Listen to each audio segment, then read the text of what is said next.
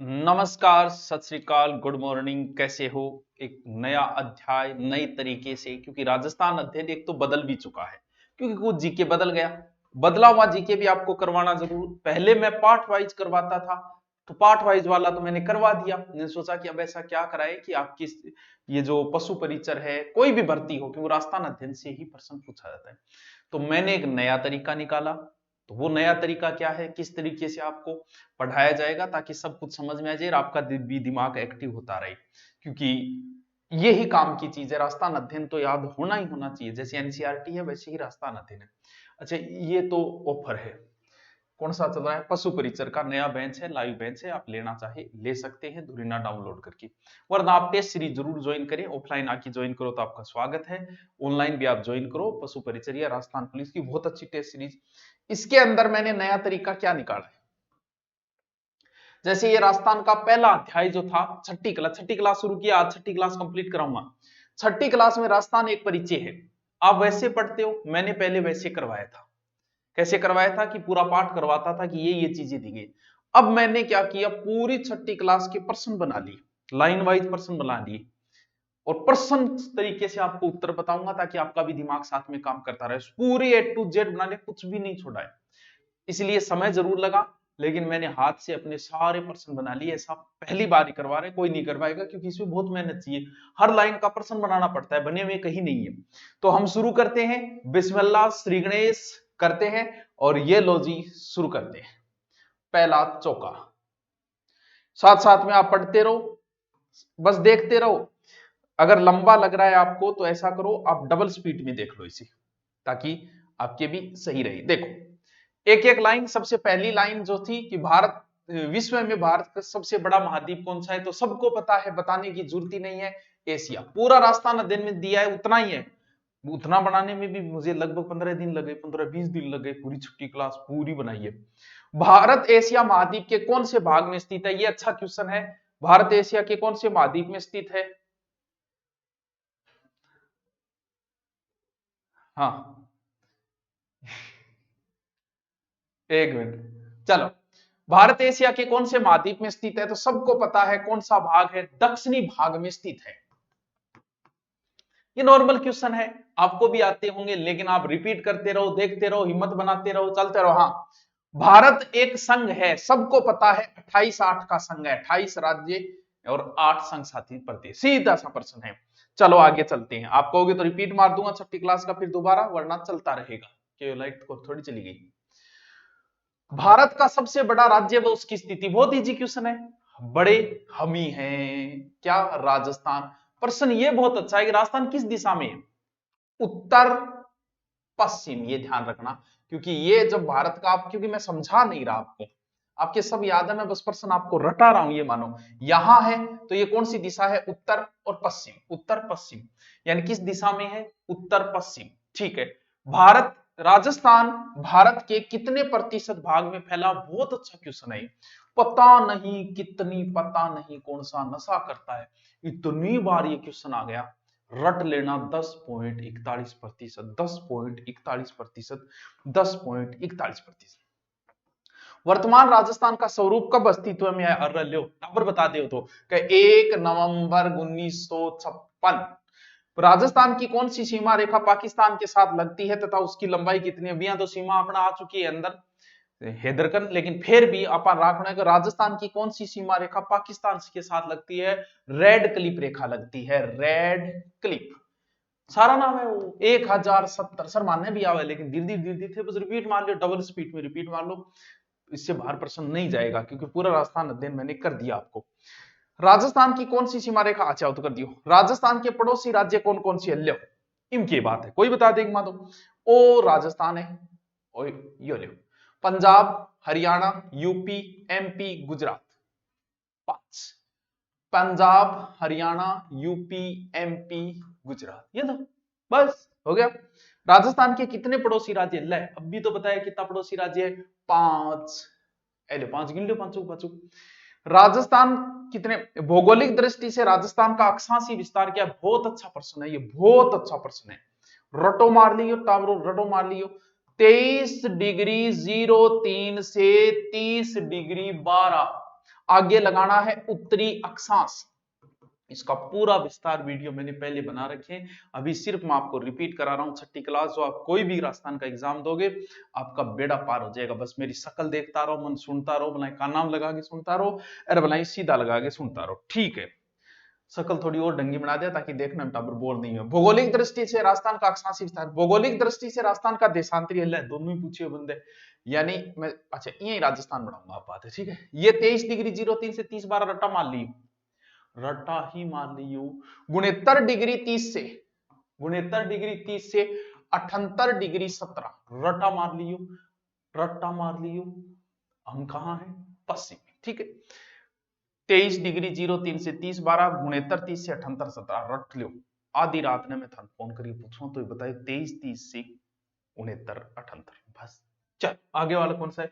राजस्थान का कुल क्षेत्रफल कितना है? ले टाबर बता दे, 3,42,239 वर्ग किलोमीटर आज तक पूछा गया है।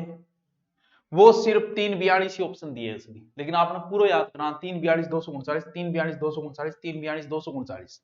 आप देखोगे छठी क्लास में कंटिन्यू बन रहे हैं प्रश्न, और कंटिन्यू मैंने छाप लिए सारे के सारे कर करके रमान से लिख लिया। मुद्दे की जागी थारो भलो तो कर जाओ, ध्यान सोचियो थार खातर करिए, दोनों आंगू इस बात है, मेरो भी है कि थारो भी है, ठीक है। दूसरे के लिए कोई कौन कितना कुछ करता है। हाँ जी, राजस्थान का उत्तर से दक्षिण तक विस्तार कितना है? ले आ कौन कौन बता दे, तो कोई बता दे, मैं ही बता दूं जी, लियो तो बता। फिर राजस्थान जरूर, उत्तर दक्षिण मतलब यहाँ, पूर्व पश्चिम मतलब यहाँ, दोनों ही दे रखी होगी। उत्तर दक्षिण पूर्व पश्चिम इधर है 826, इनने राजस्थान ज्यादा है, यहाँ याद रखो जैसलमेर बड्डो है, इनने ज्यादा है 869, 826 869, उत्तर से दक्षिण 826 और राजस्थान पूर्व से पश्चिम 869, 826 869 826, बस यही प्रश्न पूछे एकदम नॉर्मल। क्षेत्रफल के अनुसार सबसे बड़ा जिला कौन सा है? तो बड़ो जिलो गणाई 19 जिला बना दिया, पर फिर जैसलमेर। राजस्थान क्षेत्रफल की दृष्टि सबसे छोटा जिला अभी तक नहीं आया इसका पूरा, लेकिन फिर भी देखें या तो दुद्दू है, दुद्दू को नहीं माने तो हम डींग को मान सकते हैं। हो सकता है जयपुर ग्रामीण, जयपुर शहर या जोधपुर शहर भी हो सकता है। पुरानी किताब में तो सबसे छोटा जिला कौन सा दे रखा है? धौलपुर, लेकिन वो तो नहीं हो सकता, अभी पूर्णतः डाटा आए नहीं। तो इस क्वेश्चन को एक बार आप दिमाग में अलग तरीके से अटका के रख लें। क्षेत्रफल की दृष्टि के अनुसार सबसे छोटा जिला कौन सा है? धौलपुर है राजस्थान क्षेत्र, हाँ पहले धौलपुर था, अब डींग आ गया है। राजस्थान का सबसे पूर्वी जिला कौन है? सबको पता है पूर्वी जिला जो है वो धौलपुर है, ये लो जी धौलपुर। राजस्थान सबसे पहले सूर्योदय सूर्यास्त कौन से जिले में होता है? अरे कौन से जिला में होगा? धौलपुर। लो सब पहले सूरज भी नहीं उगो जी ने पूर्व पूर्व में जिला कौन सा? धौलपुर। राजस्थान का सबसे पश्चिमी जिला कौन सा है? किन कौन बेरो गुरुजी? जैसलमेर है, मानवेरो है, अलियो जैसलमेर की बात है। छठी क्लास है तो धीरे धीरे क्लासा बढ़ेगी, धीरे धीरे क्लासा टप भी होगी। राजस्थान में सबसे अंत में सूर्योदय, अच्छा सबसे अंत अंत कठू है जैसलमेर, ये लो। राजस्थान की कुल स्थलीय सीमा की लंबाई कितनी? बहुत अच्छा क्वेश्चन, 5,920। यानी राजस्थान को यह चीज तो याद कर लिया, 23 डिग्री 30 है, 69 है, 78 है, 826 है, 869 है, 3,42,239 है और 5,920 है। मेल इतने रट्टा मार लिया। मैं तो बहुत पहली ज्योग्राफी पढ़ी, बा भी आज तक याद पड़ी है, मैं तो पढ़ाई कौन कह रहे थे 2-3 साल में, लेकिन याद रखियो चिंता ना करो, ज्योग्राफी पूर्णतः सही डाटा आता है, मैं थान दोबारा कराऊंगा पूरी की पूरी A to Z। अभी हम जिंदा हैं, चिंता करने की जरूरत नहीं है। राजस्थानी कुल स्थलीय, राजस्थान के साथ सबसे लंबी सीमा बनाने वाला राज्य कौन सा है? ले सैन बेर है गुरुजी, मध्य प्रदेश, मध्य प्रदेश। राजस्थान के साथ सबसे छोटी सीमा बनाने वाला जिला कौन सा है? ले पंजाब, सबने बेर है, बोलियो जी PANJ, MP 1600 पंजाब निवासी, ठीक है। राजस्थान के साथ सबसे छोटी सीमा बनाने वाला राज्य कौन सा है?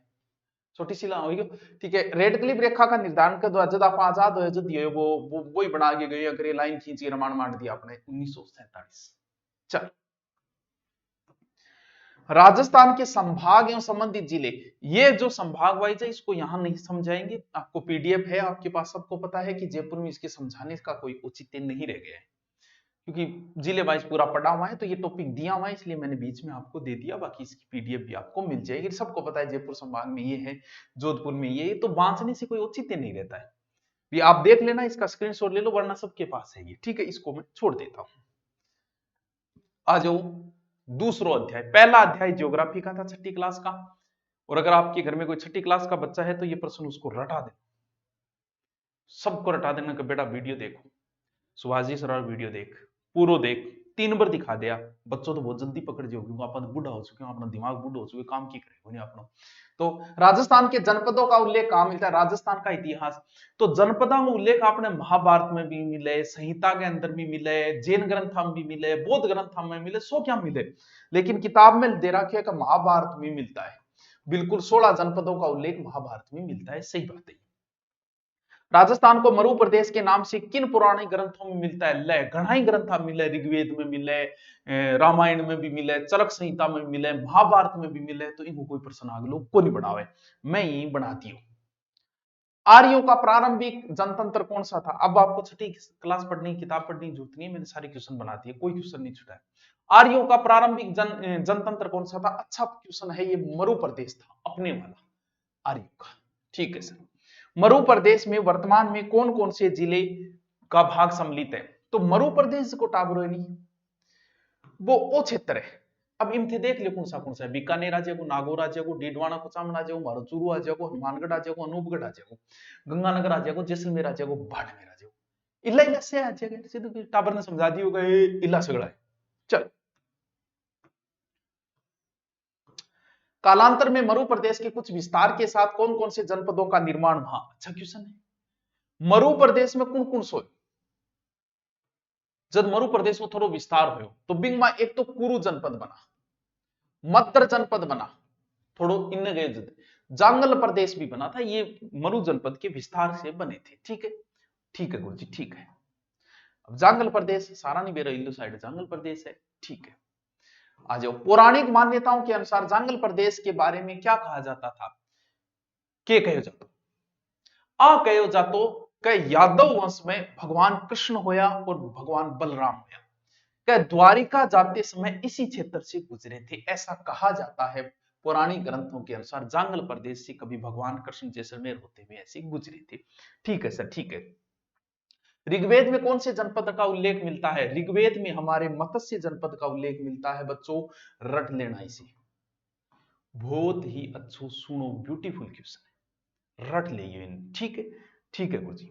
महाभारत के समय मत्स्य जनपद की राजधानी क्या? अरे क्या, कितना खतरनाक क्वेश्चन है। विराटनगर, मछली बड्डी, टाबर ने याद कराना तो बिया करा दिया। विराटनगर सर कहां है? पहले जयपुर में था, वर्तमान में कोटपुतली बहरोड के अंदर है। वाह सर वाह, क्या क्वेश्चन करा रहे, बस सारा मान बैठती मैं थारी। छठी सातवीं आठवीं नौवीं 10वीं सारा कराऊंगा, भला टाइम की तो लग जा, आगे कोई भी एग्जाम हो भी पहले पहले करवा दें। अब छठी कराई है तो सातवीं में 7-8 दिन हम डालती हूँ, ठीक है। लेकिन इन बढ़िया तरीकों कमेंट करके और मोटिवेट कर दिया, क्योंकि था थे कमेंट करो बहुत मोटिवेट हुए, इनको मतलब कमेंट आऊं, अच्छा कमेंट आऊं मोटिवेट हो रहा है, तो बुरा कमेंट आऊं डिमोटिवेट भी हो जाओ। लेकिन हो जाए तो हो जाए, क्या बता थाने की कौन कहा, मैं डिलीट करवा दी हूं मैं, ठीक है। महाभारत की राजधानी क्या थी? चलो विराटनगर, रट्टा मार ले, दोनों क्वेश्चन सो इंपोर्टेंट। मत्स्य जनपद कहां स्थित था? अरे भाई मत्स्य जनपद जो था वो जयपुर के आसपास का क्षेत्र था, लेकिन अब कई ने नया जिला और बना दिया, तो भी जयपुर है, कोटपुतली है, खेरथल है, क्षेत्र आ गया। तो वर्तमान में आपका कैस का अलवर, जयपुर, कोटपुतली, खेरथल, इतनों कैस का वर्तमान के अंदर, क्योंकि इसके आसपास का क्षेत्र था। मत्स्य जनपद का वर्णन कौन से चीनी यात्री ने किया था? और चीनी यात्री वेनसांग युआनसांग हावेनसांग चिंगचोंग वेनसांग, थोड़ा नाक और पेट मिया बोले। बयाना प्रशस्ति में कौन से राजवंश का वर्णन मिलता है? बयाना प्रशस्ति में कौन से राजवंश का वर्णन मिलता है? तो इसमें मिलता है सूरसेन नामक राजवंश का। बहुत अच्छा क्वेश्चन है, ऐसे क्वेश्चन अगर बंदे ने पूछ लिए ना तो बंदा कंफ्यूज हो जाएगा, आप सब कंफ्यूज हो जाओगे। ऐसे अच्छे क्वेश्चन होते हैं, एक दो ही क्वेश्चन होते हैं किताब में जो बड़े खतरनाक, बाकी सबको आते हैं। प्राचीन सूरसेन जनपद में कौन कौन से भूभाग सम्मिलित थे? प्राचीन सूरसेन जनपद में कौन प्राचीन सूरसेन जनपद में कौन कौन से भाग क्या बोल रहा है ये? सूरसेन जनपद के बारे में बोल रहा है। सूरसेन जनपद जो पहले कहां था, अब कौन से जिले आ गए? ये यहां था अलवर भरतपुर का क्षेत्र, तो फिर भरतपुर आ जाएगा, बिल्कुल सर आएगा। जिसको नहीं आता वो लिख भी सकता है, डींग आ जाएगा, धौलपुर आ जाएगा, करौली आ जाएगा। वर्तमान का ये जिले आ जाएंगे। वर्तमान में डींग और जुड़जिया गोइंग पुरानी किताब हम डींग देड़ो को नहीं, क्योंकि किताब तो राजस्थान में पहली छपी। सूरसेन जनपद की राजधानी क्या होती? कितना अच्छा क्वेश्चन है। सूरसेन जनपद भगवान कृष्ण वाला था, इसीलिए उसकी राजधानी क्या थी? मथुरा। सूरसेन जनपद की राजधानी क्या थी मथुरा। सूरसेन जनपद के लिए कौन कौन सी जातियां प्रमुख थी। ये अपनी जातियां साहस के लिए, शौर्य के लिए जानी जाती थी, जिसमें माल, शिवी, अर्जुनयन आदि जातियां प्रमुख थी। माल, शिवी और अर्जुनयन। अच्छा क्वेश्चन नहीं मिल रहा है, ठीक है। सीवी जनपद के अवशेष कहां मिलते हैं, कितना अच्छा क्वेश्चन है। सीवी बोलते हैं चित्तौड़, आपको पता है कहां मिलते हैं, चित्तौड़ के अंदर। चित्तौड़ के आसपास का जो क्षेत्र है ना, नगरी, वहां मिलती है सीवी जनपद के बारे में। बस पढ़ते जाओ, रिपीट। आप दोबारा इस वीडियो को देखना, आपको छठी क्लास पूरी याद हो जाएगी, बस मेरे को, बाकी आपको पढ़ने की जरूरत नहीं है। सीवी जनपद का आधुनिक विस्तार कहां है। आधुनिक विस्तार को मतलब सीधी सी बात है रे भाई, जो सीवी जनपद चित्तौड़ है, तो चित्तौड़ का आसपास ही तो है वो अटकर तो है वो। तो आधुनिक उदयपुर हो जाएगा, और उदयपुरी मान लो बिना आसपास को क्षेत्र। सीवी जनपद की राजधानी क्या थी, कितना अच्छा क्वेश्चन पूछे। मध्यमिका या नगरी, मध्यमिका या मध्यमिका। इसका प्राचीन नाम सीवी या कीवी था, जिसकी राजधानी मध्यमिका बच्चों नगरी हुआ करती थी। वाह सर वाह, क्या बात है, मजा आ गया।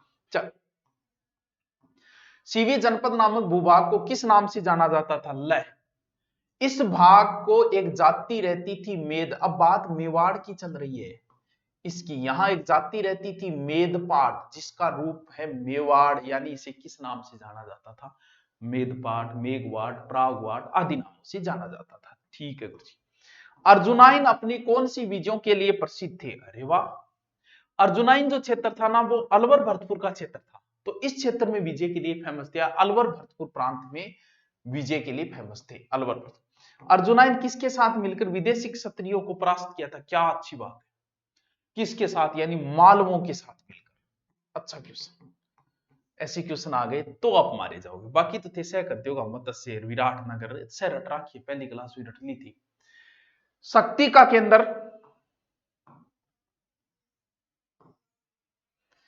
शक्ति का केंद्र जयपुर के निकट कौन सा जनपद था। जयपुर के निकट जो है ना, वो मत्स्य तो था ही, इसके अलावा मालव जनपद था, जहां सर्वाधिक सिक्के मिले। मालव मतलब माल, माल का मतलब सिक्का, टोंक, इसके आसपास का क्षेत्र। यानी मालव जनपद वर्तमान में कौन से जिले आते हैं, तो इसमें वर्तमान का जिला आता था टोंक, टोंक, टोंक।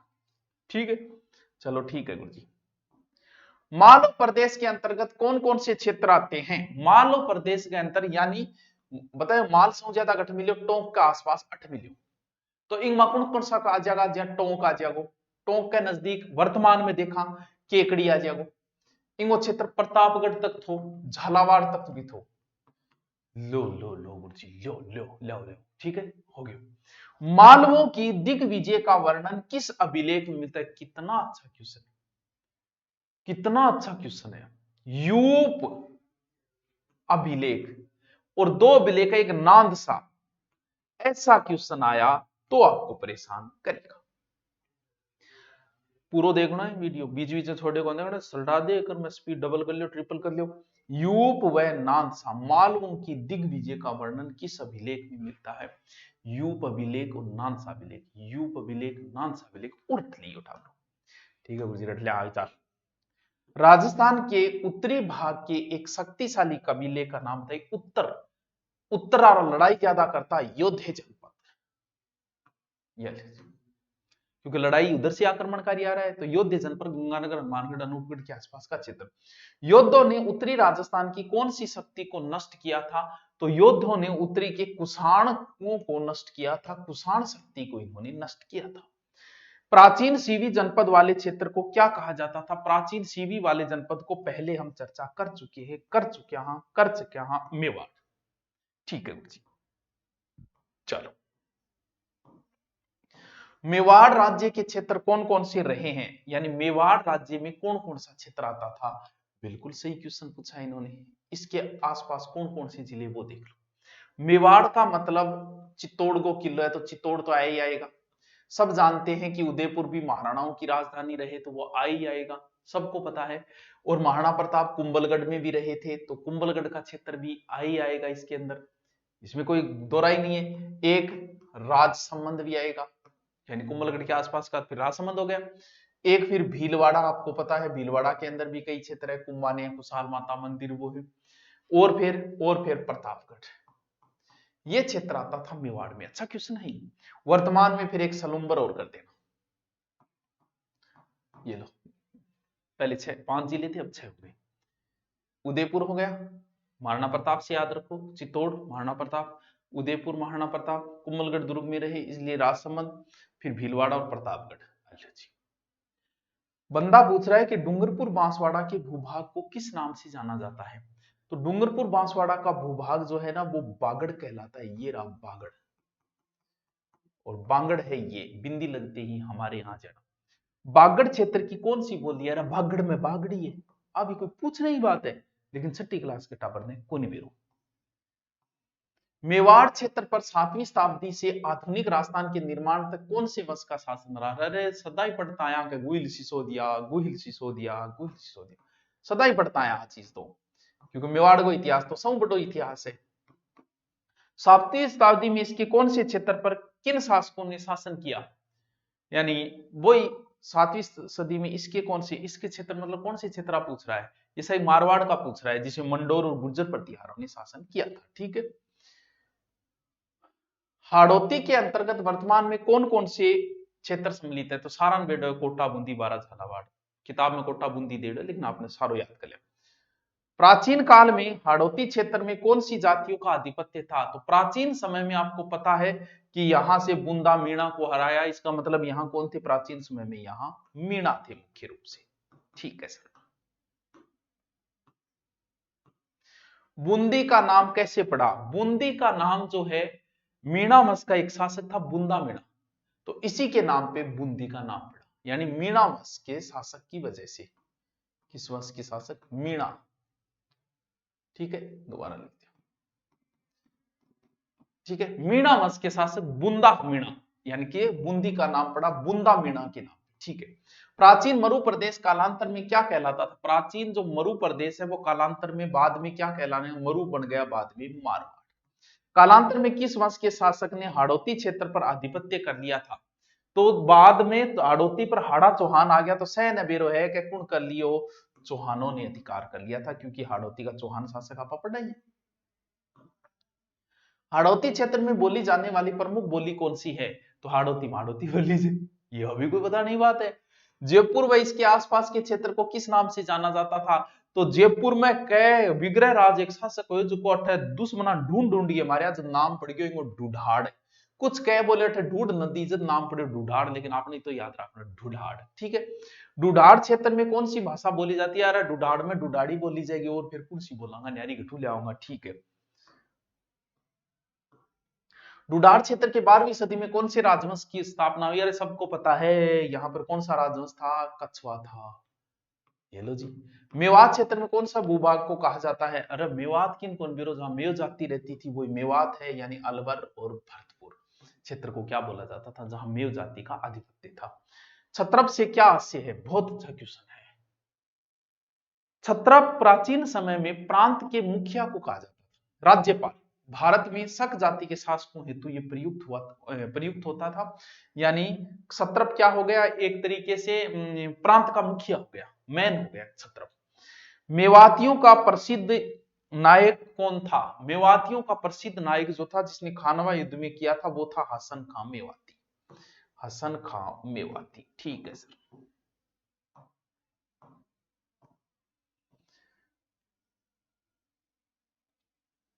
हसन खां मेवाती कौन से युद्ध में मारा गया? अरे भाई खानवा युद्ध में मारा गया, सबको पता है। खानवा युद्ध में लिखते हैं। प्राचीनतम ग्रंथ माना जाता है भाई ऋग्वेद माना जाता है, यदा यदा ही धर्म से ऋग्वेद माना जाता है। ठीक है गुरुजी। कौन सा क्षेत्र किस नाम से जाना जाता है? अच्छा लिख दियोगे आगे, जैसलमेर। ये रट लेना भाई, बहुत इंपॉर्टेंट। जैसलमेर को मांड क्षेत्र के नाम से जानते थे, जोधपुर को गुजरातरा क्षेत्र का गुर्जर जाति, प्रतापगढ़ को कांठल कहा जाता था, झालावाड़ को मालवा कहा जाता था, सीकर चूरू झुंझुनू नीमका थाना को शेखावाटी, अलवर और अजमेर क्षेत्र को मेरवाड़ा। यानी बच्चों सीधा आप ऐसे बनाओ, सारी रमाणी मिट जाएगी। आप रफ में जब भी बनाओ ऐसे करना, ऐसे करना, ऐसे करना, ऐसे करना। ये हो गया मांड लिख देना, यहां योद्धे लिख देना, यहां मारवाड़ लिख देना, यहां मारवाड़ लिख देना, यहां हाड़ौती लिख देना, यहां कांठल लिख देना, यहां शेखावाटी लिख देना। हो गया।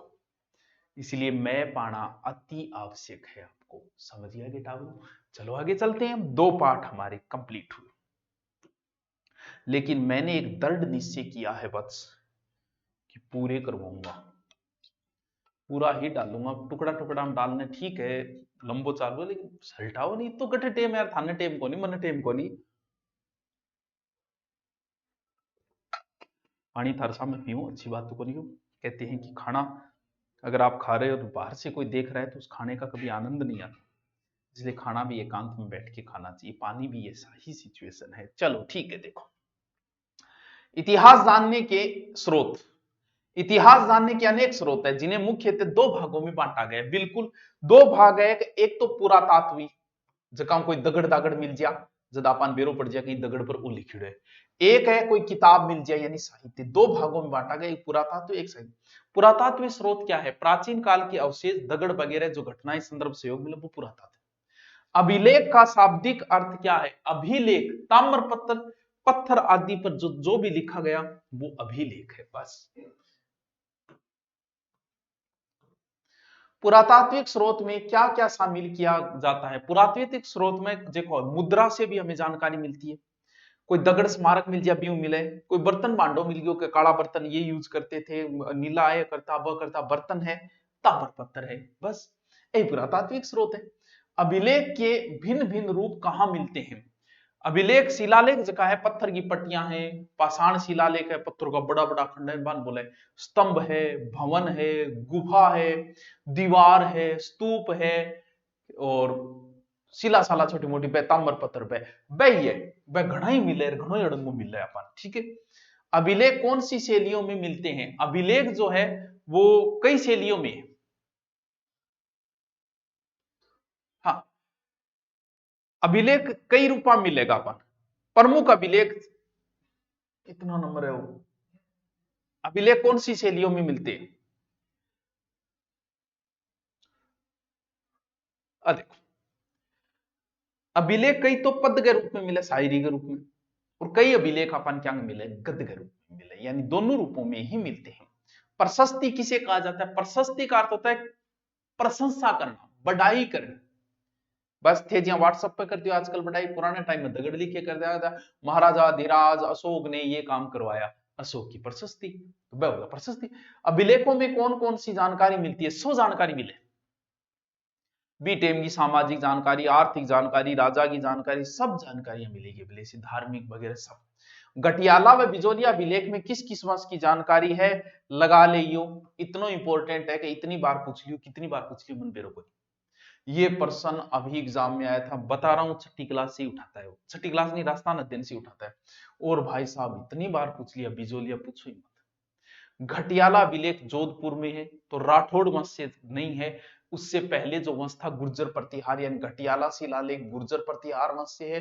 बिजोलिया शिलालेख में चौहानों की जानकारी मिलती है, बिजोलिया शिलालेख में चौहानों की जानकारी मिलती है। ऐसा कहा गया है कि सांबर झील का निर्माण किसने करवाया था? सांबर झील का निर्माण वासुदेव ने करवाया था। बिजोलिया शिलालेख में चौहानों को वत्स गोत्रीय ब्राह्मण बताया गया है, ऐसी जानकारी हमें मिलती है। ये प्रश्न बहुत इंपॉर्टेंट है, रट्टा लगा लेना। दुर्गों में विद्यमान मनुष्य को चेतना और समृद्धि का ज्ञान का बोध करवाते हैं, करवा देगा, यानी बी टेम की धार्मिक सामाजिक धार्मिक आदि जानकारी मिले तो बस चेतना तो बढ़ ही गया थे। कोई चीज देखो वाह यार राजा जी का क्या मैनेजमेंट, तो राजा जी का बेड यहाँ था, दूसरी पत्नी का बेड यहाँ था, यार क्या बात है, राजा जी तो बड़े आराम से अंदर से इधर वाले में घुस जाते, इधर वाले में इधर, जानकारी तो मिलेगी, कला धार्मिक विश्वास तो बढ़ेगा। मुद्रा, मुद्रा तो मुद्रा ही, मुद्रा के रूप में उसके सिक्का, छापांग प्रतीक के रूप में उसके, और बी टेम की मुद्रा का आधार पर अपन बेरो पड़े राजनीतिक धार्मिक और आर्थिक स्थिति का पता चलते हैं। सिक्के किसका सूचक है? सिक्के जो है राज्य के शासन शक्ति का सूचक होते हैं सिक्के। किसी सिक्का चल रहे आजकल देखो, एक थे पुराने टाइम में 5 गो सिक्को उठाओ और आज के टाइम में 5 गो सिक्को उठाओ, हम दोनों देखते हैं बेरो पड़ेगा आज हरो गरीबी को सोए।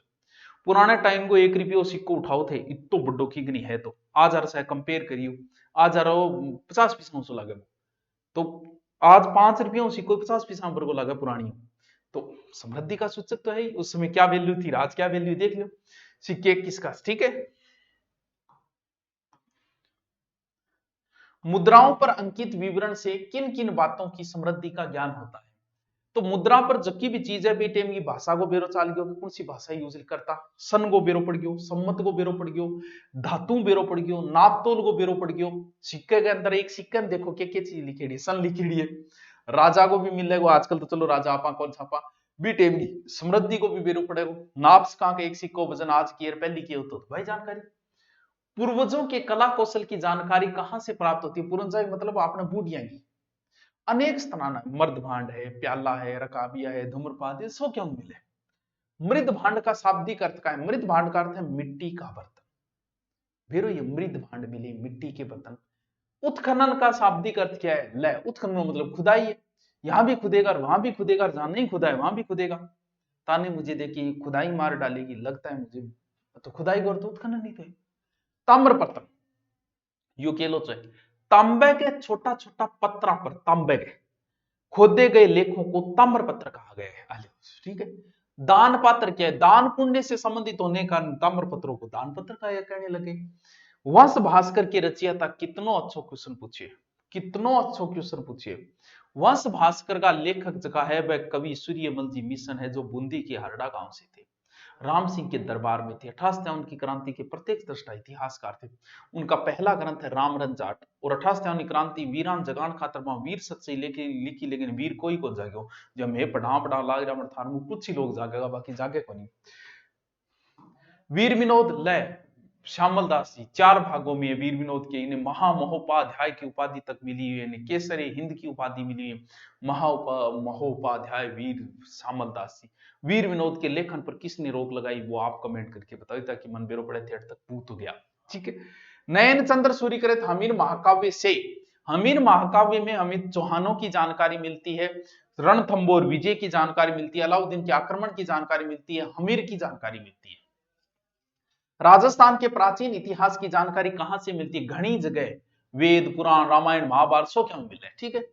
प्रमुख ख्यातें बहुत अच्छी, नैन सीरी ख्यात, बांकीदासरी ख्यात, दयालदासरी ख्यात, जोधपुरी ख्यात, नैन्सी ख्यात नैन्सी लिखी है, दयालदास। ठीक है। कर्नल जेम्स टोड कृत रचनाएं, कर्नल जेम्स टोड 2 लिखी, annals and antiquities of Rajasthan, annals and antiquities of Rajasthan, and the western saturn of Rajasthan, यानी पश्चिमी भारत की यात्रा। 2 ग्रंथ है, दोनों ही फेमस है। Annals and antiquities of Rajasthan. ठीक है। विश्वेश्वर नाथ रेऊ, रेऊ ने कहां का इतिहास लिखा? तभी तो कहते हैं रेऊ ने कहा था मारवाड़ का प्रताप, उसने मारवाड़ राज्य का इतिहास लिखा था, रेऊ ने मारवाड़ राज्य का इतिहास। गौरीशंकर हीरानंद ओझा द्वारा लिखित, गौरीशंकर हीरानंद जी बहुत इतिहास लिखे टावर, उन्होंने उदयपुर का इतिहास लिखा 2 भागों में, जोधपुर का इतिहास लिखा 2 भागों में, मेरे पास है वो। सिरोही का इतिहास लिखा, डूंगरपुर का इतिहास लिखा, बांसवाड़ा का इतिहास लिखा, प्रतापगढ़ का इतिहास लिखा। बहुत अच्छा इतिहास है गौरीशंकर हीरानंद ओझा। अति समाप्ति तीसरा पार्ट, इतने ही क्वेश्चन बन रहे थारी सिर की सोगन को इतना ही बने। ठीक है। राजस्थान की प्राचीन सभ्यता स्थल बहुत अच्छा, चौथा पाठ आ चुका है, शुरू करते हैं। आप लगे रहो, देखते रहो, सब तैयार हो जाएगा। यानी मास्टर का इतना ही फायदा है कि आपको जो चीज आपको 5 घंटे में याद होने वाली थी, वो मास्टर मेहनत करके 1 घंटे में याद करवा देता है। बाकी कोचिंग का कुछ नहीं है, पढ़ना तुम्हें पड़ेगा क्योंकि नौकरी तुम्हें लगना है, मुझे नहीं लगना। तो याद तुम्हें रखना है क्योंकि नौकरी तुम्हें लगना है, मुझे नहीं लगना। आगे का काम आपको करना होगा, बस इतनी सुलभ मैंने करवा दिया आपको। प्रस्तर युग किसे कहते हैं? प्रस्तर का मतलब प्रारंभिक, जो पत्थरांगो युग हो, जो दगड़ फेंकिया करता एक दूसरे का, नहीं दगड़ उछाड़ा करता, वो हो प्रस्तर युग, पत्थर युग। ठीक है। प्रारंभिक युग को प्रस्तर युग कहते हैं। राजस्थान में प्रस्तर युग के उपकरण, तो राजस्थान में प्रस्तर युग का उपकरण किया है, जी कुआड़ी मिली अपन पत्थर की, तो वो उपकरण हो गयो, पत्थर के बिंग टेम हो गयो, गंढासो मिल गयो, छुरो मिल गयो, ए चीजा जो वो पत्थर के टेम मिले लिए। राजस्थान में प्रस्तर युग के उपकरण मुख्यतः कहां प्राप्त हुए? ये अच्छा क्वेश्चन है। जैसे बनास नदी के क्षेत्र में मिला है, गंभीरी मिला है, बेडच में मिला है, यानी उन नदियों के संगम पे ज्यादा मिले दक्षिण राजस्थान में पत्थरांगी चीजा। ठीक है। प्रस्तर युग के बाद, बाद क्या है? बाद है, बाद में कांस्य युग आएगा, इसके बाद में लो युग आएगा। बस। धातुओं में सर्वप्रथम किस धातु का उपयोग रहा? मानव ने सबसे पहले, मानव का पालतू पशु जो था वो हाउ गंडगड़ा था, और मानव ने सबसे पहले जो धातु खोजी थी उसका नाम था तांबा। ये दुनिया पित्तल थी, फिर हमने पित्तल बनाया, फिर सभ्य को आके सनी लियोनी ने बताया कि दुनिया पित्तल थी। ठीक है। राजस्थान में ताम्र सभ्यताओं के अवशेष कहां से मिलते हैं? तो ताम्र सभ्यताओं के अवशेष बहुत अच्छा क्वेश्चन है टाप क्या अच्छा है देखो, कालीबंगा याद रहे जब, गणेश्वर और आहड़। जब प्रश्न पूछा कि कहां से ताम्र सभ्यताओं के अवशेष नहीं मिलेंगे तो ए याद कर लिए, यहां गड़बड़ हो जाती है सभ्यताओं में, बाकी चीजें सब रट लेते हो आप। कालीबंगा, गणेश्वर और आहड़ से ताम्र सभ्यताओं के अवशेष मिले हैं, ठीक है। राजस्थान में ताम्र सभ्यताओं के कालीबंगा के किनके निर्देशन में हुई?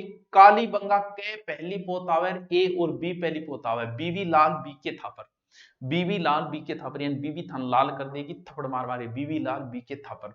कालीबंगा गद्य और पद दोनों शैलियों में मिलते हैं। कालीबंगा से डिटेल, कालीबंगा का ज्यादा डिटेल नहीं दिया गया, जो जो दिए गए वो प्रश्न मैंने सारे यहां लिख दिए जो आपकी छठी क्लास की किताब में। कालीबंगा की खुदाई में कृषि भूमि के कौन से साक्ष्य मिले? तो यहां से प्राचीन समय में जुते हुए खेत के अवशेष मिले, सबको पता है जुते हुए खेत के।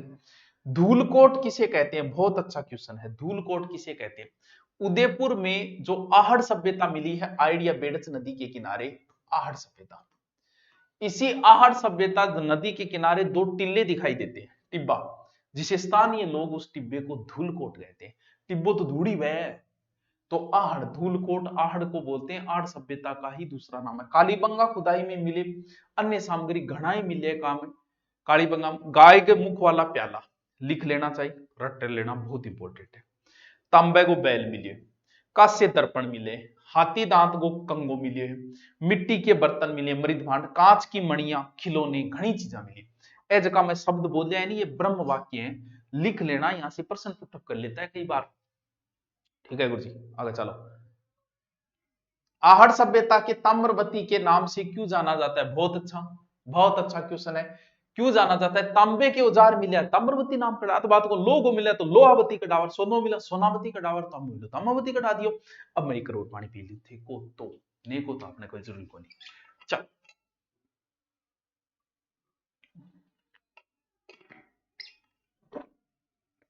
घूंट पी के दारू को मिलाड़ी पानी, घूंट पी के नाक को लगा रहे ताबरो, हाँ।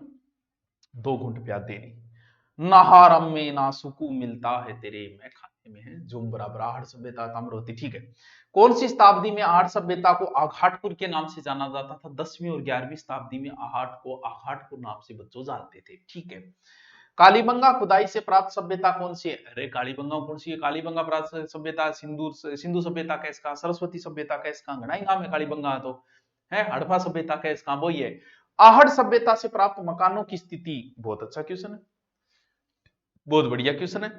मकानों की दीवारें हैं, दीवार तो वही गुरुजी, पत्थर एवं मिट्टी से बनी हुई है, जिनकी छत बांस से है, छत बांस है, बांसड़ो लगाया करता, बांस ही होती छत, आ जाती यहाँ आरसीसी को डालता, ठीक है। आहड़ सभ्यता मकान बता दिए। आहड़ सभ्यता में किस प्रकार की फसल के साक्ष्य मिले? बहुत अच्छा क्वेश्चन है, बहुत अच्छा। आहड़ सभ्यता से चावल के अवशेष भी मिले हैं, और कालीबंगा से गेहूं और जौ के मिले, वो भी बढ़िया क्वालिटी को चावल है। और सिंधु घाटी में लोथल से चावल के अवशेष मिले, अच्छा क्वेश्चन है।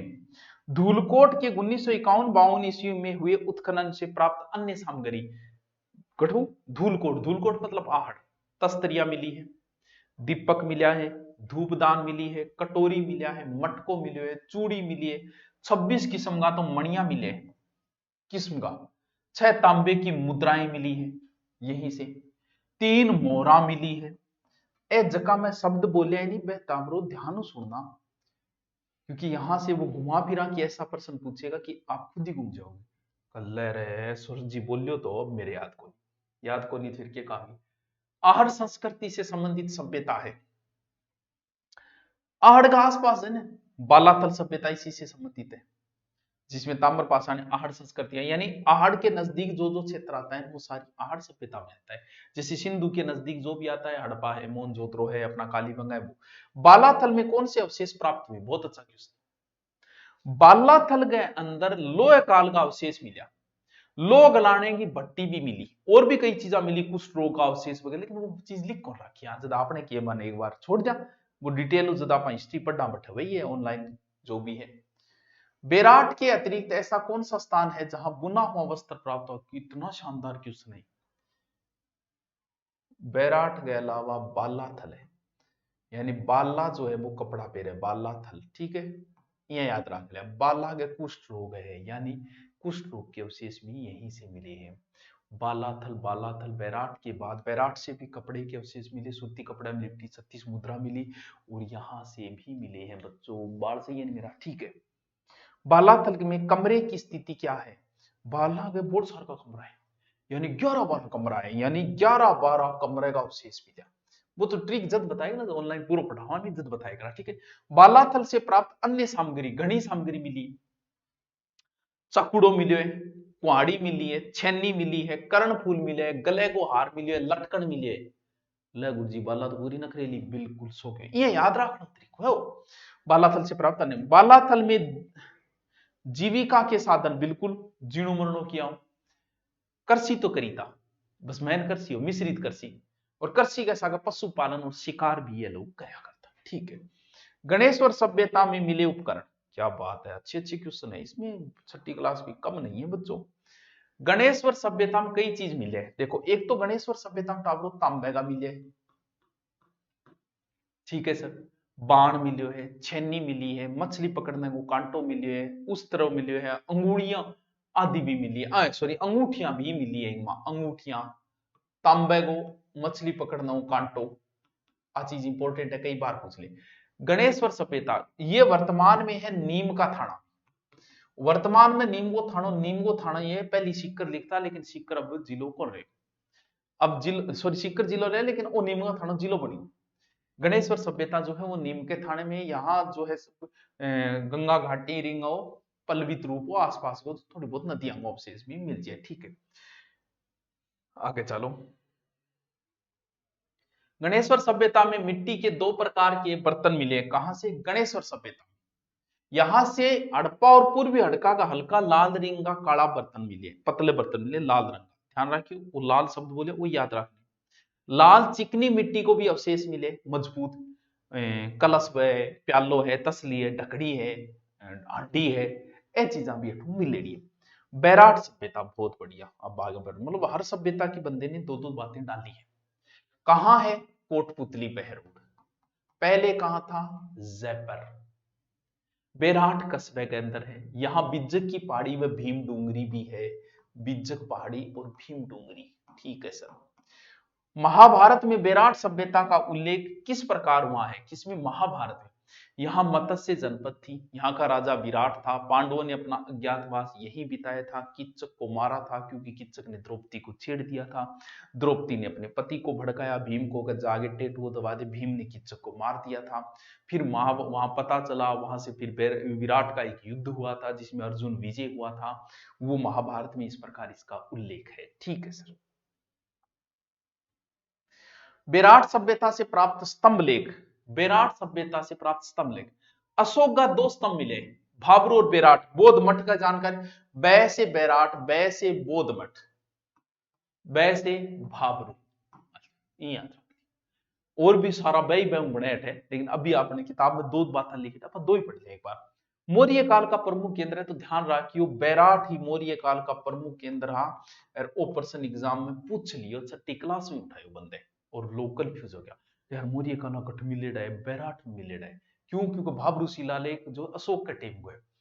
बेराट सभ्यता से प्राप्त अन्य अवशेष, घनी चीजें, मेन चीज है यहां से 36 मुद्राएं मिली, आ चीज मेन है, बेराट 36 मुद्राएं मिली, 8 पंचमारक और 28 इंडो ग्रीक सिक्का है, मेन चीज आई लिखेड़ी बिल्कुल। और के मिली है? और घनी चीजा मिली है, देखो के बताओ।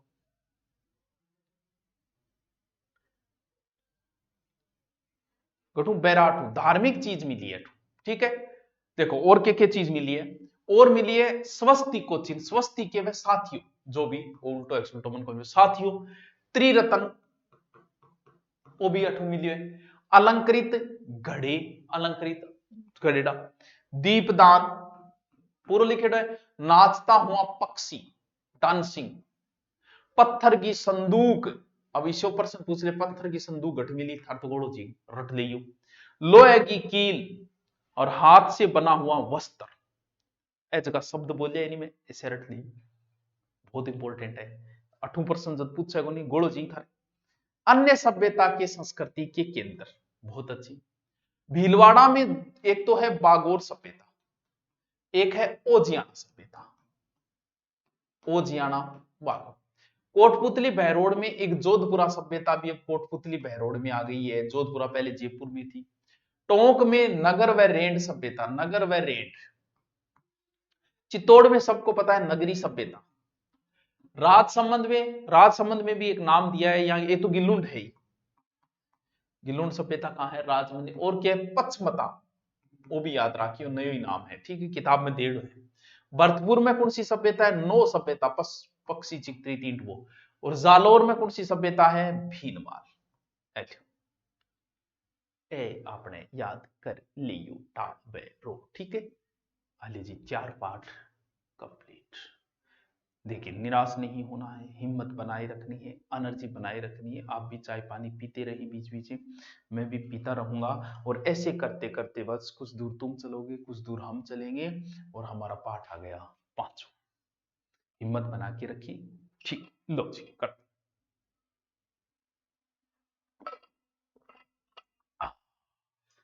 भी लो, पानी एनर्जी दे, ऑक्सीजन दे। आजादी से पूर्व सरकार का स्वरूप। आजादी पूर्व राजा महाराजाओं का शासन। तो राजा महाराजा की शब्दावली है का राजशाही शासन। रियासतों के जो शासक थे वो अपने मंत्रियों जागीरदारों की सहायता से संचालन करते थे। जैसे आज का मुख्यमंत्री जो है वो मंत्रियों की सहायता से, वही राजशाही है। वो राजा जो है वो जागीरदार मंत्रियों। फिर आयो है मंत्री। आज मंत्री की अलग बात है, बीटे मंत्री कौन हो तो इनकी नियुक्ति राजा खुद करतो, जी आज कौन करे? आज मुख्यमंत्री करे, ठीक है। मंत्री जो है वो एक प्रकार को दीवानी हो। राजा समय समय पर मंत्रियों चर्चा करतो, विचार विमर्श करतो, जी आज को मुख्यमंत्री भी करेगो। तो भाई राजा कौन है? राजा एक राज्य की संपूर्ण शक्ति यानी मुख्यमंत्री या प्रधानमंत्री ही राजा है। सलाहकार और मंत्री पर सहयोग राज्य चलाओगो। बख्शी मुख्य मीर बख्शी कौन है? बख्शी एक प्रकार को सेनापति हो तो मुगला के अंदर, यानी सेना का वेतन देने की जिम्मेदारी किसको सौंपी जाती थी? बख्शी को। खजांची नाम ही बेरो पढ़न लाग रहे, वित्त मंत्री है, खजानो एक नहीं है। आमदनी का खर्च को संतुलन बनाए रखना हो काम वो इंगो यो। जागीरदार को के काम हो क्या? 5 गांव में जागीरदार लागे तो जागीर की सुरक्षा करना जागीरदार है। तारानगर को जागीरदार। परगनो कौन है? परगना, परगनो भी एक प्रकार को छोटो क्षेत्रीय होया करतो, जे तारानगर ने परगनो बना दियो। जी हाँ, पूरा राज्य परगना में होतो, जी राज्य आज जिला में, संभागा में, संभाग आज जिला में है। तो शांति व्यवस्था बनाए रखना परगना अधिकारी की जिम्मेवारी होती। ग्राम पंचायत राज्य की सबसे छोटा इकाई ग्राम पंचायत ही होया करती। बीटे प्रशासन पंचायत आधार पर चालतो। जागीरदार व्यवस्था, अच्छा क्वेश्चन है। राजस्थान मध्यकाल के संपूर्ण शासन तंत्र जो बीच में राजा जागीरदारी व्यवस्था होती है। तारानगर जागीरदार हो गयो, फतेहपुर को हो गयो, चूरू को हो गयो, वो प्रशासनिक व्यवस्था कर दो। क्योंकि आज समझता यहाँ से लिखने जरूरत को नहीं हुआ। राजस्थान के जागीरदार व्यवस्था, तो राजस्थान में जागीरदारी व्यवस्था ही के ही रक्त संबंधी उसके आपका निकट संबंधी या नहीं बनाया करता। आजकल तो मुख्यमंत्री बना कौन सके? क्यों कौन बना सके? लोग अलग अलग जातियां चुन के जाए तो भी टाइम ज्यादा कुल की भावना होती, परिवार के सदस्य नहीं बनाता, प्रशासनिक और सैनिक व्यवस्था सौंपी जाती। जागीरदार किसे कहते हैं? जागीरदार कहते हैं राजा की मृत्यु के पश्चात जो बड़ा पुत्र बना दिया जाता था, वह अपने छोटे भाइयों को जीवन या पर कुछ चीजें दिया जाता कि भाईडा तू बा ले ले, बैठो जागीरदार बन जा, तू बैठो बन जा, तू बैठो बन जा, बात पूरी। वो जागीरदार। जागीरदारी व्यवस्था की शुरुआत राजस्थान में राजपूत शासनकाल में ही शुरू हुई थी, ठीक है। रियासतें किसे कहा जाता था? तो रियासत के अंदर राजपूतों की विभिन्न शाखाओं जो थी, राजस्थान ने अपने राज्य स्थापित करता जब राजा बैठ तो 19 रियासतें थी राजस्थान में। रियासतों की सुरक्षा व्यवस्था के संचालन के लिए शासकों की किस व्यवस्था की शुरुआत की? तो जागीर व्यवस्था करी। बिंगो जागीरदार तू, बिंगो तू, बिंगो तू। आज के करा की पुलिस व्यवस्था है।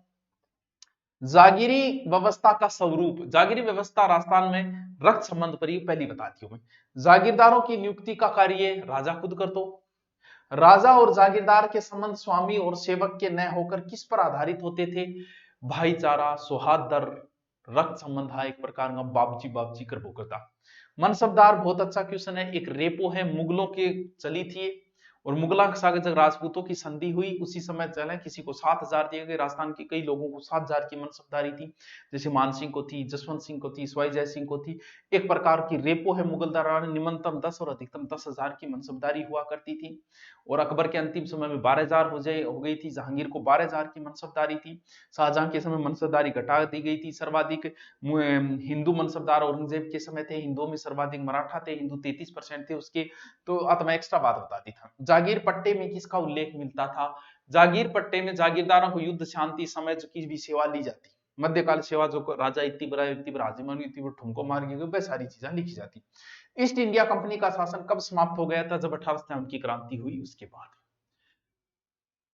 गवर्नर जनरल ब्रिटिश काल में केंद्र शासित में 11 प्रांत बना हुआ था और प्रत्येक प्रांत को क्यों तो एक गवर्नर होया करता, और भारत का गवर्नर जनरल के प्रति ही उत्तरदायी होता था, जैसे आज आप उत्तरदायी होता ना संविधान के प्रति, वैसे। भारत सरकार अधिनियम कब लागू किया गया? बहुत अच्छा क्वेश्चन है। 1935 लागू हुआ, लेकिन 37 में लागू हुआ, बने 1935 भारत सरकार थी। भारत का प्रथम वाइसराय किसे कहा जाता है? वही जो क्रांति के समय था, केनिंग, वो ही गवर्नर जनरल था, बाद में उसे वाइसराय बना दिया गया। कौन? Canning, Canning, Canning, Canning. गृह विभाग के सभी कानून गवर्नर जनरल द्वारा नए बनाकर किसके द्वारा बनाए जाते थे? तो संघीय कार्यपालिका द्वारा बनाया जाता। राजस्थान के प्रथम विधानसभा चुनाव को मैं पता नहीं कितनी बार ये प्रश्न आ गया यार, कितनी बार बताऊं मैं, था नहीं इतनी बार 1952। ठीक है। राजस्थान के प्रथम निर्वाचित मुख्यमंत्री बने, प्रथम निर्वाचित मुख्यमंत्री टीकाराम पालीवाल। 5वां पाठ पूरो, इतनी बात ही पूरो, बस तुम साथ दो मैं से पूरा कर दूंगा, चिंता करने की जरूरत को नहीं है। पाठ टाबरो आ गयो छठो, बहुत अच्छा पाठ, क्योंकि भौतिक स्वरूप है। ये भौतिक प्रदेश बताने से पहले मैं आपको बता दूं कि मुख्य भौतिक प्रदेश जो है वो ये तो हो गया मरुस्थल, ये बीच में अरावली, बीच में पूर्व का मैदान और फिर हाड़ौती। ये नाम थोड़े से ध्यान रखना क्योंकि बहुत पढ़ चुके हो, कोई बड़ी बात नहीं है। विश्व की प्राचीनतम पर्वतमालाओं में से सबसे प्रमुख कौन सी है? तो अप्परली है, अरावली। सबसे नया पर्वत हिमालय, सबसे प्राचीन पर्वत अरावली। वाह सर, वाह क्या बात है। राजस्थान का मध्यवर्ती भाग, मध्यवर्ती भाग है वो अरावली है, सैन्य बेरो टब्बर नहीं बेरो है, छठी क्लास है। राजस्थान का पश्चिमी भाग, अरे पश्चिमी भाग किन बेरो कौन जा? मरुस्थल। राजस्थान का पश्चिमी, राजस्थान का दक्षिणी पूर्वी भाग है वो हाड़ौती को पठार है, दक्षिण पूर्वी हाड़ौती को पठार। भू संरचना के आधार पर राजस्थान के 4 प्रमुख भागों में विभाजित किए, चारों का नाम मैं बता दिया। इनमें थार है, बिंगवाद अरावली है, बिंगवाद पूर्व मैदान है, फिर हाड़ौती। थार मरुस्थल स्थित है राजस्थान के पश्चिमी भाग में स्थित है, अरावली के इली साइड में, पश्चिमी साइड में। थारगढ़ मरुस्थल में कितना जिला है? लगभग 19 जिले आते हैं लगभग, और भाग कितना हुआ है? 61%। इतना प्रतिशत भाग आपको याद रखिए। थार के मरुस्थल की जनसंख्या राज्य की 40% जनसंख्या, यानी 60-40, पूरा 100 लगभग 61-40 है, तो 100 क्यों। विश्व का सबसे धनी मरुस्थल अपर्लोई है, क्योंकि विश्व एकमात्र मरुस्थल जिसमें जनसंख्या आपा इतना हिम्मतियां भाई जी, बाकी कोई हिम्मती नहीं है। अरावली पर्वतमाला राजस्थान के कितने भागों में विभाजित करती है? अरावली पर्वतमाला पूर्वी और पश्चिमी 2 भागों में विभाजित करे, सैन्य बेरा बीच में आधो इन्नो राजस्थान, आधो इन्नो। महामरुस्थल किसे कहते हैं? अरे भाई जैसलमेर, बेडवान, बीकानेर को जो स्थित जो मरुस्थल है नहीं, मेन एकदम मरुस्थल जो है वो जैसलमेर और बीकानेर बाड़मेर में ही है, बिनी महामरुस्थल कहते, बस डेजर्ट। बालू का स्तूप किसे कहते हैं? यार किन कौन बेरो, बालू मतलब रेत है, मरुस्थल में रेतीली मिट्टी जी को रेत का जो बड़ा बड़ा टिब्बा है, आज ही उतार नहीं देख मेरे का जी मैं दिखा दूंगा। हवा के साथ एक स्थान दूसरे स्थान पर जिन्हें बालू का स्तूप है, या फिर धरती धोरारी। कन्हैयालाल जी सेठिया आ तो सुरगा में जावे, इन पर देवरण में आवे, इरो जस नर और नारी गावे, और गुरु शिखर की ऊंचाई के प्रश्न पूछे यार। 1727 या 1722, 1722 देड़ी है राजस्थान अध्ययन की क्लास छठी में। अरावली पर्वत ल्यो, ओ ओ ओ यो अरावली, यो दिशा कौन सी हो गई? उत्तर पूर्व से दक्षिण पश्चिम। कितना प्रतिशत भाग है? 9। बस इतनी बात लिखेड़ी है, बाकी अरावली बहुत बड़ा चैप्टर है, 2 दिन लगाऊं मैं अरावली भौतिक प्रदेश। अरावली पर्वतमाला की स्थिति किन कौन बेरोजिया? अरावली की है पालनपुर में आओगी, खेड़ ब्रह्मा में आओगी, खेड़ ब्रह्मा लेके दिल्ली रायसीन तक 692 किलोमीटर, बस इतनी बात लिखेड़ी है। इधर से आएगी खेड़वर्मा, दिल्ली, पालनपुर 692। बोलो अरावली की सबसे ऊंची चोटी ले किन कौन बेरो जी, किन कौन बेरो, अरे गुरुजी से ऊंचा है गुरु शिखर। राजस्थान की जीवन रेखा, अरावली पर्वतमाला मानसून ने रोकेगी, दक्षिण पूर्वी राजस्थान में वर्षा करती है, इसलिए राजस्थान में इसे जीवन रेखा कहते हैं। क्यों? क्योंकि इनने अगर बारिश नहीं होने दे रही है तो इनने होने भी तो दे रही है। इसके दोनों फायदे पॉजिटिव और नेगेटिव अरावली के, ठीक है। गुरु शिखर की स्थिति, गुरु शिखर सिरोही जिले के माउंट आबू के ऊपर, सिरोही जिले के माउंट आबू पर, ठीक है। पूर्वी मैदान का विस्तार, अरे पूर्वी मैदान राजस्थान के लगभग 23% भाग पर है। कौन सो वो की तो है 61 है, अरावली की तो है 9 है, वो की तो है 23%, बाकी बच्चे उसको आड़ती पठार। और राज्य की जनसंख्या इसमें भी 40% है और इसमें भी 40% है, अरावली में तो 9-10% है। माही का मैदान, माही माही मैंने छल्ला माँ दे भाई, माही माई नदी जो की है वह राजस्थान के दक्षिणी भाग में है, डूंगरपुर बांसवाड़ा क्षेत्र के अंदर है। माई वह उसकी सहायक नदियां डिलीट नहीं हो जा मेरे को बक्की दो यार, तो पास बहुत रमाणो जी टाबरो। राजस्थान का सबसे उपजाऊ क्षेत्र 56 का मैदान, माई यारो जो क्षेत्र है नहीं बिनी 56 को मैदान बोले, 56 गांव नदी नालों समूह है तो डूंगरपुर बांसवाड़ा। राजस्थान का सबसे उपजाऊ प्रदेश बताओ भी उपजाऊ कौन सा है? राजस्थान का सबसे उपजाऊ पूर्वी का भाग, जहां चंबल है, बनास है, बाणगंगा है, वह उसकी सहायक नदियां, इसलिए पूर्वी भाग है, ठीक है। फिर क्या हाड़ौती को पठार, अरे भाई हाड़ौती को पठार, हाड़ौती हाड़ावंश के चौहाना के कारण वजह पड़ेगा, हाड़ौती कोटा बूंदी बारा झालावाड़। दक्षिणी पूर्वी पठार, दक्षिणी पूर्वी पठार ये राज्य के लगभग 7% भाग पर है, दक्षिणी पूर्वी हो गया काम को, यानी 61, 9, 23, 7। उत्खात भूमि किसे कहा जाता है? बहुत अच्छा क्वेश्चन है।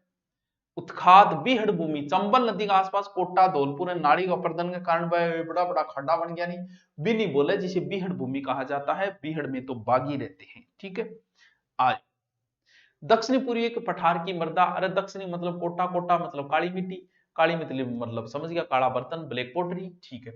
राज्य के अन्य प्रमुख पठार, आबू व उड़िया पठार, बहुत अच्छा क्वेश्चन है भाई जी, बहुत बढ़िया क्वेश्चन है। कटे है सिरोही में, दूसरा ऊंचा पठार है उड़िया। मेसा है उपरमाल का पठार, और ही जोर को प्रश्न है। चित्तौड़गढ़ है, मेसा का पठार कहाँ है? चित्तौड़गढ़ है। बोराट को पठार गठ है राजसमंद में और उदयपुर में। लसाड़िया को पठार गठ है उदयपुर और प्रतापगढ़ में, उदयपुर प्रतापगढ़। ए तो टाबरो रट्टी लीजिए, ठीक है, ठीक है गुरु। अरे राजस्थान की जलवायु मानसून की सी जलवायु है, राजस्थान की उष्ण और उपोष्ण सी जलवायु है। ऋतु, राजस्थान में मुख्य 3 ऋतु है। राजस्थान की जलवायु की स्थितियां कैसी है? तो राजस्थान की अक्षांशीय स्थिति जो की है, जलवायु कई चीज प्रभाव करे, समुद्र दूरी है, अक्षांशीय विस्तार है, प्रदेश की स्थिति है, ऊंचाई है, इन प्रकार 5 प्रकार की जलवायु बांटे हुए राजस्थान में। तो 593 शुष्क है, अर्ध शुष्क है, अति आर्द्र है, उप आर्द्र है, 5 प्रकार की। तो शुष्क एवं अर्ध शुष्क मरुस्थलीय जलवायु, तो 94 शुष्क है, मरुस्थल में ही बहेगी, 61% भाग पर आई है। उप आर्द्र जलवायु, जिसको पूरा बहुत अच्छे से मैंने ज्योग्राफी में करवा रखा है, आप वो वीडियो भी देख सकते हो, जलवायु वाला अच्छा टॉपिक है, थोड़ा समझने वाला टॉपिक है। अरावली के पूर्व में जयपुर उत्तरी भाग जो है वो उप आर्द्र का अंतरा लगभग अरावली। आर्द्र कौन सी है? जहां ठीक ठाक बारिश होती है, सवाई माधोपुर से लेके उदयपुर तक का जो पूर्वी मैदान हो वो आर्द्र में आता है। अति का मतलब भयंकर, वहां लास्ट में भयंकर बारिश होती है, डूंगरपुर बांसवाड़ा झालावाड़, जहां वर्षा जो है वो लगभग 100 सेंटीमीटर ज्यादा, वो है अति आर्द्र के अंदर, ठीक है। जलवायु की औसत अवस्थाओं के आधार पर कौन सा राज्य भारत के अन्य प्रदेशों की तुलना में अधिक शुष्क है? मैं या भाई जी राजस्थान ही है। ग्रीष्म ऋतु का तापमान, तो भाई ग्रीष्म ऋतु को तापमान विभिन्न क्षेत्रों में ग्रीष्म ऋतु को तापमान न्यारो न्यारो होगा 340 डिग्री सेंटीग्रेड होगा, ठीक है। क्या टाइम हो गया? 1 घंटा हो गया है, ठीक है। बता दें आपको, चिंता ना करो, 11:30 हो गए, ठीक है। 40 से 45 डिग्री सेंटीग्रेड वाले जिले और रात तेरी, पश्चिमी राजस्थान का जैसलमेर है, बाड़मेर है और बीकानेर है, इन आसपास को जो क्षेत्र है वो है। भारत के अत्यधिक गर्म प्रदेश, भारत को अत्यधिक गर्म प्रदेश में यहाँ थारा, राजस्थान का सबसे ठंडा स्थान, सबने बेरोयर है, सबने माउंट आबू है, ऊंचाई पर है, वो ठंडो है। लू घनी चालेगी, मारे थे आज यही लू ही लू चालेगी, गर्म हवाएं चलती है जिन्हें लू कहा जाता है। सिली सिली होंदी हवा पर सगड़ा गाना बनाए पर लू लू आंती हवा पर कोई कौन बनाए। वर्षा ऋतु समझियो राज्य 90-95% जगह वर्षा बाद जुलाई और सितंबर के बीच में होगी। कौन से मानसून के कारण राजस्थान में वर्षा होती है? तो सारा नहीं बेरा बंगाल की खाड़ी अरब सागर दोनों ही में समझ ज्यादा जो है वो बंगाली खाड़ी अरब में, ठीक है। राजस्थान के पूर्वी क्षेत्र की अधिकांश वर्षा कौन से मानसून से होती है? तो पूर्वी क्षेत्र बंगाली खाड़ी और मानसून पूर्व में।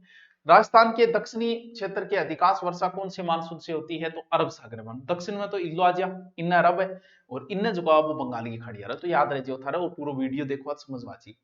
पश्चिमी राजस्थान का तापमान, तो पश्चिमी राजस्थान में रेत तो अत्यधिक ठंडा चाले है जिससे तापमान कई बार तो डाउन आ जाए कई बार बहुत चकीत जाए। राजस्थान में सर्वाधिक वर्षा वाला तथा सबसे अधिक आर्द्र जिला कौन सा है? सबसे ज्यादा बारिश और आर्द्र झालावाड़ के अंदर। कम वर्षा जैसलमेर। राजस्थान के सबसे अधिक वर्षा प्राप्त करने वाला स्थान माउंट आबू, ठीक है। माउंट क्या है? पश्चिमी विक्षोभ होने वाली वर्षा को माउंट कहा जाता है। चने की फसल के लिए उपयोगी है। पश्चिमी राजस्थान के अंदर हुए जो भूमध्य सागर से उठ के आने वाली हवाएं हैं। राजस्थान के पश्चिमी भाग में बार बार वर्षा क्यों होती है? क्योंकि वर्षा की अनियमितता है और क्यों होगी? काल किसे बोलते हैं? जब खाने की कोई मिला कोई काल है, पशु पक्षी से मरन ला कोई काल है। मानसूनी हवाएं क्या है? सब जानते हैं, ऋतु के अनुसार जो हवाएं चलती है वो मानसूनी हवाएं हैं। अपर्दन क्या है? एक जगह से दूसरी जगह जाना, जैसे आपकी गर्लफ्रेंड किसी और के पास चले जाए वो गर्लफ्रेंड का अपर्दन हो गया। वैसे जल और वायु मरता चली जा, बिन जल चले जा जल अपर्दन, वायु चले जा वायु अपर्दन और मिट्टी चली जा मिट्टी अपर्दन। मरुस्थलीकरण किसे कहते हैं? यानी भौतिक मानवीय कार्यों को उपजाऊ की भूमि है वह धीरे धीरे बंजर होगी, थारो खेत धीरे धीरे बंजर हो गया, इसका मतलब मरुस्थलीकरण हो गया। बीहड़ क्या है? बीहड़ उत्खात का खाडा है बान बोले नदी के कटाव वाला।